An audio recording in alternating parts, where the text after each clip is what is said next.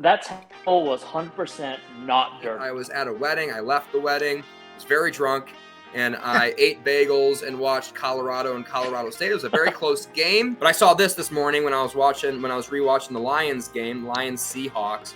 Number 27. So this is on a punt return. There are 3 or 4 Lions players wrapped up high right here. And you'll notice 27 come in just like Minkah did and throw his shoulder right into his knee.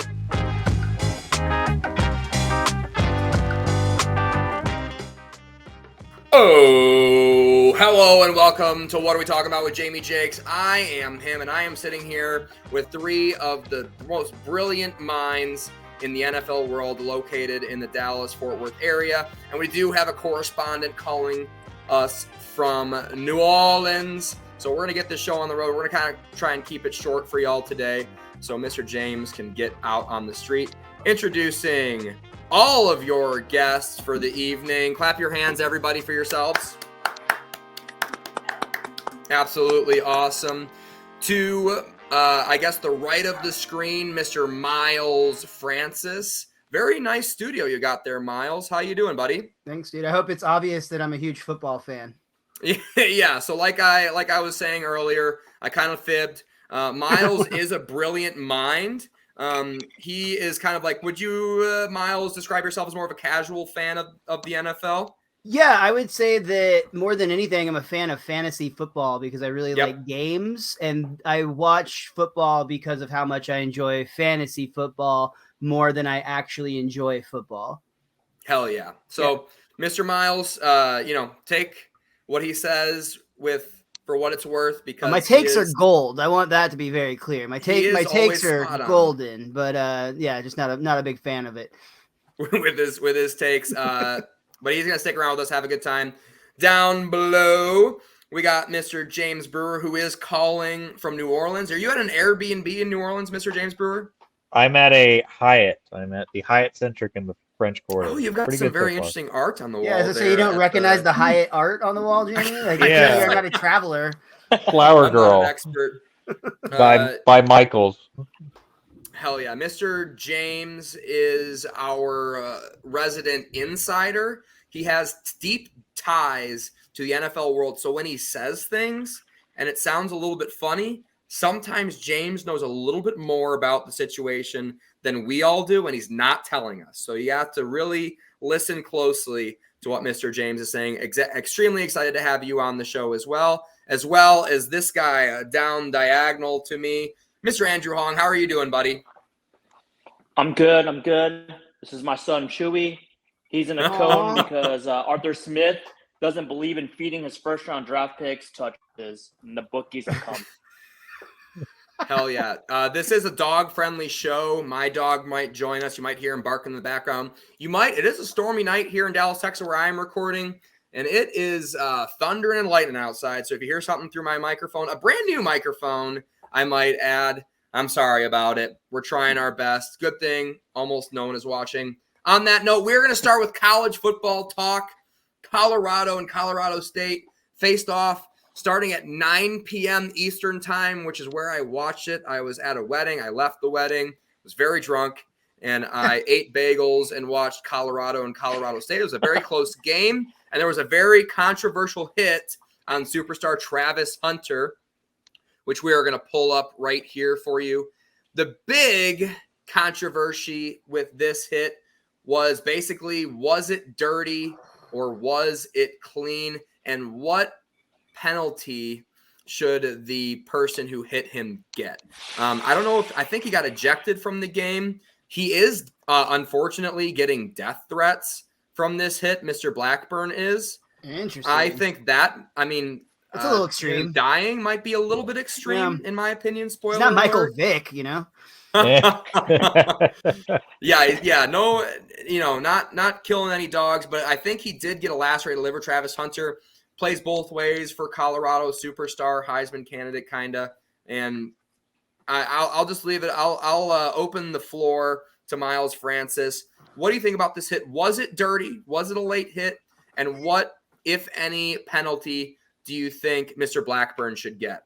So I'll say that it definitely looks dirty, and if nothing else, the posturing at the end just is not a good look. Like he looks like even if it was a total accident, that right there makes it look like he had intent behind it, which I think he did. I'll be honest, I don't watch college football. I have zero idea what a standard like punishment is for this type of conduct. But I'll just say in general, I think it's kind of dumb that we focus more on college sports than we do college education. So maybe we should figure something out. Like maybe he has to now get actual B's instead of just being like given B's to play. I feel like that would be a good lesson learned. He can't rejoin the team until he gets an actual ACT score that he claimed he got to get. So he reads at an 8th grade level, I think, would be Colorado State University. Yeah, I love. This isn't a Derrick Rose situation. Yeah, I love that thought. I think, and probably James would be able to tell us historically a little bit better what these kind of suspensions are like for college football. I think typically the guy just gets ejected from the game and then maybe suspended for the first half of the next game in a targeting incident like this. I agree with you, Miles. I think the posturing afterwards kind of confirms his intent, which in my opinion, it was a dirty hit. It was intended to get Mr. Travis Hunter out of the game and injured. Travis Hunter had to go to the hospital. He'll be out for 4 weeks or so. He's got a lacerated liver. That's a kid, man. Like we're all seeing a football player, but that's a kid in school right now that's going through some trauma. That's a good point. You do have to, in the heat of the moment situation, there was a lot of buildup to this game. To be fair to Blackburn, there was a lot of trash talk for the game. Guys were getting in tussles and stuff. But at the same time, I think this is taking it way, way too far, in my personal opinion. Mr. James, I'll send it down to you all the way at the bottom. What do you think about this hit? And do you think he should be suspended? And is there any precedent in the college football game for a suspension like this on a play like this? Yeah, so you do have the typical targeting rules applying here, right? So if it's during the first half of the game, targeting would be ejection for the entirety of the game. The second half of the game, that means you're suspended for the second half of that game and the first half of the next game. To be quite honest, this hit would have been on a highlight reel in any 2000 to 2020 college football defensive highlight reel. I do think. When did Crispin Wall kill his family again? I can't remember. So I mean, with today's standard rules, I do think this is probably a roughing penalty. I don't think it's a targeting penalty. I don't see leading with the crown. I do see leading with the shoulder, but he's not going for the head or neck area. He's going for the liver, which is probably an ingenious targeting spot, if I'm going to say that. If you did want to hurt somebody, they're not expecting you to whack them in the liver. Definitely late, definitely intentional. So I do think it does deserve a game misconduct and an injection. I think that's a fair call. Definitely seen a lot worse. He didn't try and paralyze him. We've seen a lot worse out there, but I agree that this was pretty late, pretty dirty, but we did see a lot of interesting stuff in that game. I think a lot of people aren't talking about Sanders at quarterback poking a defensive lineman in the eye after a play. I did see that, yeah. So I mean, I think this is definitely a dirty game. This is a chippy game. For us SEC fans, this is kind of a normal football game, but no, I really do think it was a cheap shot. I think he did deserve the penalty there, but I don't see any term of suspension, anything like that. Okay. I think it's unfortunate what occurred afterwards with that injury, but he at least wasn't going to the areas that they are telling them not to target anymore. But you might see something in terms of late hits to the abdomen now. Yeah, fair enough. Andrew, what do you think, buddy? Suspension? No suspension? No, I think the normal targeting penalty applies here. I don't think it's too excessive. Yes, he went for the hit. I mean, there's obviously wasn't even playing for the ball. But, as James said, ball's way gone by the time. Yeah, I mean, it's just your standard, and this play happened in the second half, I believe, so he'll just be out the first half of the next game. I'm okay with that. So this is definitely not an egregious death threat penalty, Yeah. So I agree with you there. I honestly disagree with all of you wholeheartedly. I think this deserves a little bit of a loftier suspension than just an ejection from the game in first half from next game. Situationally, Travis Hunter's the best player on that team. He plays both ways. Everybody knows about him. Everybody knows he's kind of like the heart and soul of the team. And it seemed like to me, kind of like, dirty hit, get the player out of the game and get your safety ejected is a pretty safe, or fair trade-off. So I think situationally it deserves a little bit more of a punishment. But thank you for all of your input. I think that's a pretty good point. Getting on to the next part of what we're talking about here is the Nick Chubb hit. Now, we all saw the video. I think Andrew and James saw like the slow-mo, very explicit version, and Miles hasn't seen it. We're not going to show it. I don't even want to show it to Miles. I don't need to see it anymore. I've seen it too many times already. If you don't know what we're talking about, Minkah Fitzpatrick on a goal line stand came in low and kind of led with his shoulder and folded Nick Chubb's knee in half. In my professional opinion, I heard it was a multi-ligament rupture. Sounds like to me it's probably going to look like to me like more of like a PCL and an MCL, which I think is pretty similar to what Nick Chubb had from college. My personal opinion, just on Nick Chubb alone, this can be a career-ending injury for a lot of people. I don't think it's going to be the case for Nick Chubb. He's just a freak athlete, and he's got that, that fire in him. And he trains really hard. He's coming to the season really strong. He looked as best as he's ever looked, which is why it's really sad. But I saw a lot of Cleveland Browns fans. I'm a big Cleveland Browns fan for now, saying that it was a dirty hit that Mr. Minkah Fitzpatrick laid on Nick Chubb. I guess I'll leave it out to Andrew. Andrew, do you think that it was? Do you think it was a dirty hit? And just kind of like, what were your emotions when you saw that happen? No, it was a clean hit. The way the NFL is these days, you can't go high. I mean, you just got to go ending knees to sternum, really, is the way the game's being played. I mean, it's been like this for the last couple of years. It's a clean hit. You see it a lot. It's just unfortunate that it was just a direct helmet to the kneecap. You don't see those very often. When you do, it is very ugly. Immediately as soon as I saw it, I was sick to my stomach for Nick Chubb. I love him. Yeah. He's an amazing player. Like, he had the same injury in college. A lot of people don't realize this. Nick Chubb was on the same athletics level spectrum as Bijan Robinson, Saquon Barkley. And then afterwards, he lost like 15% of that. It's still amazing. So like you said, Jamie, if he comes back, he'll probably be closer to like Zeke Elliott like a year and a half ago. He'll still be a viable player. He just won't be the Nick Chubb that we know and love. Yeah, so. Nick Chubb, 27 years old. Also important to note that Minkah Fitzpatrick, after that tackle, went to the hospital with Nick Chubb. Not to like support him, but he had his own chest contusion that they had to look at because he like kind of felt like he might. Is that the person that laid the allegedly potentially dirty hit? Yes. So basically what he did is he laid into his side when somebody was up top, kind of what you're not allowed to do when they outlawed it for the offensive line. If someone's engaged up top like this, you can't cut block that player because of knee injuries like this. Not the case with a running back on the goal line, though. So this, if you don't mind, I'm just going to say, I didn't, you already pointed out, I didn't see like the slow-mo video. I was playing poker and watching this in a bar while I watched this play happen. So I kind of caught it, a little bit, but I didn't really get like a good view. But I think in general, football, like NFL specifically, is in this sort of weird place where it's like, guys, we just need to collectively acknowledge this is a barbaric sport. Like if we're going, like, I'm not saying that's necessarily wrong. I'm saying that like the same reasons the Romans had a Colosseum is the same reason we watch the NFL at some fundamental level. And not every injury is going to be because somebody's dirty. Sometimes it's just like, no, we've like genetically engineered men to be 350 pounds, run like a freight train and collide with each other with a thin layer of plastic. And it's like, sometimes these things are going to happen. And from a very real perspective for me, like I played Nick Chubb in fantasy football this week in my other league. And this is one of those times that I constantly have like a moral dilemma because like, I think of fantasy football like a tabletop trading card game, but like when Pikachu goes down, he doesn't have like a wife and kids or a family to support. And like, it's very, very different. Like when we're, rooting for these things to happen on one level, it's like, hell yeah, he only got 6 points. On the other level, it's like, he might not be able to walk when he's 40. Like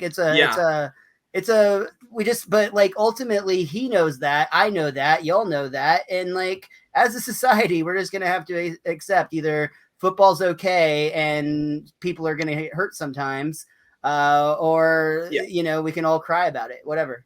Yeah, you definitely can't just take Nick Chubb to nurse Jenny and get him recovered and take him back to the next gym battle. It's a little bit more complicated than that. And yeah, Right. that is one of the things. I saw a sentiment from a lot of people online, and rightfully so. Like, a lot of people were like instantly like, oh, this means XYZ for fantasy, and I'm upset or I'm happy that Nick Chubb got hurt because now I'm going to win or lose my fantasy football matchup for the week. Or maybe I have Jerome Ford on my bench, so I'm happy that I gambled on Jerome Ford as a handcuff back. Who without even he got taking more a points beat. than Nick Chubb this week, dude. That's wild. That's Yeah, we'll almost get like to- Brian Johnson getting more than Bijan Johnson. That's insane. Yeah, Brian Robinson. Yeah. Excuse me. B Robinson. Yeah. I know what you're saying. But yeah, getting back to Nick Chubb, it's like, let's take a beat to acknowledge that this is a real person, like the Steelers fans did live at the stadium. They chanted Chubb. They gave him a standing ovation. They have a lot of respect for Nick Chubb, which is also a reason I don't think it's a dirty hit, because that organization, Minkah Fitzpatrick, who's been a part of that organization for multiple years,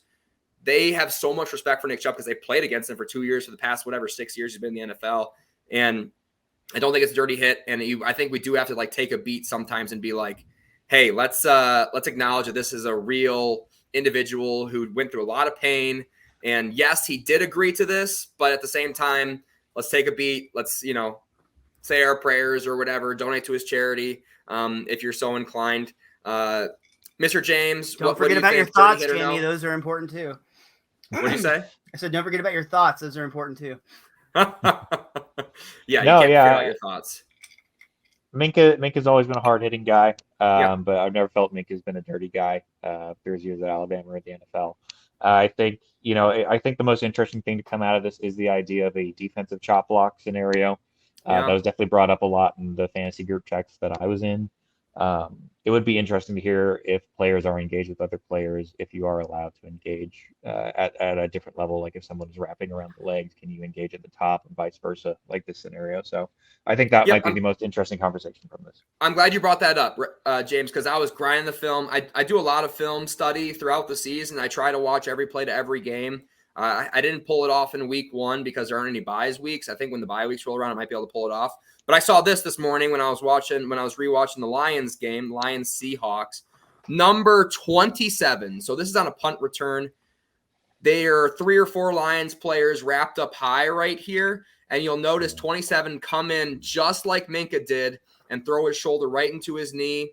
Player got up. He was totally fine.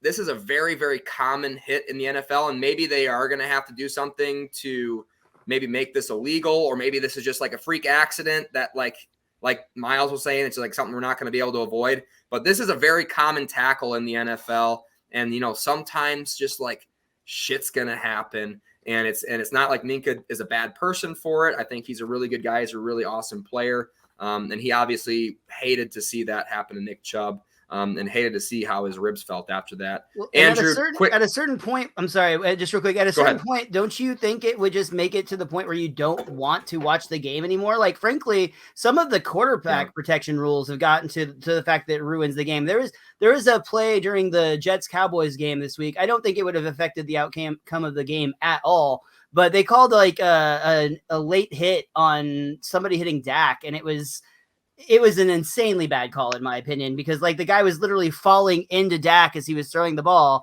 and he got like called with a penalty. And it's just like, guys, again, we can't like have our cake and either eat it too. We're gonna hurt some people if we're gonna collide with people. Like, we just need to get over it. We got to keep the fire of the sport, the tone of the sport, while making it as safe as possible. So like helmet technology is really good. I disagree. I actually 100%. I'd say we go with less rules, no helmets. I'm 100% for a no helmet game. So rugby? I'm not even you want kidding. Rugby? No, look, Rugby? I'm using rugby as an example for the NFL, because if you look at rugby versus the NFL, yes, there are injuries, but it is far less devastating than catastrophic. It is. Yes, 100%. Yeah, it feels like the technology that is used to protect players is actually used to weaponize against players, because you're just like, well, now I can throw myself and not have to worry about my spine because I've got a Hans device on or some bullshit. I don't know. Yeah. And anyone who's played football knows that if you have a helmet on versus when you don't have a helmet on, you use your head as a weapon. But Miles, going back to what you're saying about the late hits and the quarterbacks, they've actually kind of ramped it back a little bit from what it used to be. It used to be like a glancing blow off the helmet, automatic 15-yard foul on, Which is so dumb. the defense, automatic first down. And now they're like, hey, if the quarterback is in his throwing motion, the defensive line can put their hands up. And if their hands kind of bounce off the quarterback's helmet or glances off the side, they're not going to call it. If it's like a hard strike to the quarterback's head, they're going to call it. If you hit the quarterback low, they're going to call it, like below the knees, to kind of avoid a Nick Chubb sort of injury. But at the same time, it's just like, what do you expect these guys to do? Andrew, I'll let you finish us off on this subject. That tackle was 100% not dirty. I mean, the helmet, direct helmet to knee is so rare. It happens a handful of times a year across NFL and college. I mean, that clip you showed the Lions, that's just a normal special teams play. This is gang tackling. It is what it is. I mean, at some point, like, this is tackle football. It's not flag football.